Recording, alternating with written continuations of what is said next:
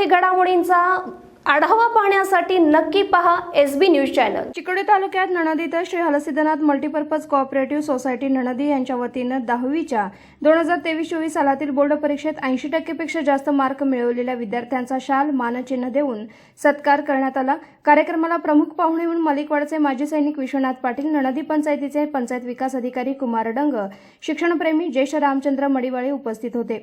कार्यक्रमात सुरुवातीला हलसिद्धनाथांचे प्रतिमा पूजन, दीपप्रज्वलन करून कार्यक्रमाला सुरुवात झाली।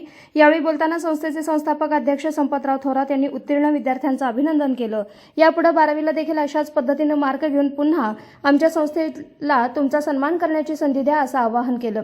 यावेळी संस्थेचे संचालक मल्लू हवालदार, शिक्षणप्रेमी रामचंद्र मडिवाळे, पंचायत अधिकारी कुमार डंग यांनी विद्यार्थ्यांना मार्गदर्शन केलं।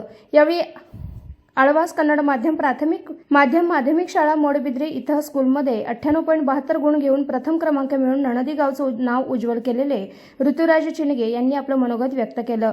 यावेळी लिबरल कोऑपरेटिव्ह संस्थेचे संचालक ईश्वर रवळकेदारी, प्रकाश बडके, संजय खिराई, महादेव रवळकेदारी, सदाशिव वंजिरे, संस्थेचे संचालक नाईक सर, दुड्याप्पा सुळे, सविता सूर्यवंशी, शिवाजी मरडे, विजय शाह, हलप्पा कटीकर, राजू चव्हाण इत्यादी मान्यवर विद्यार्थी, पालक, ग्रामस्थ उपस्थित होते।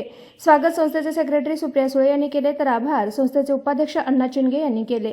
सूत्रसंचालन मगदूम, शिक्षण संस्थेचे शिक्षक संतोष गवंडी यांनी केले। राजकीय, सामाजिक, आर्थिक असा सर्व घडामोडींचा आढावा पाहायला विसरू नका एसबी न्यूज चॅनल आणि नक्कीच सबस्क्राइब करा।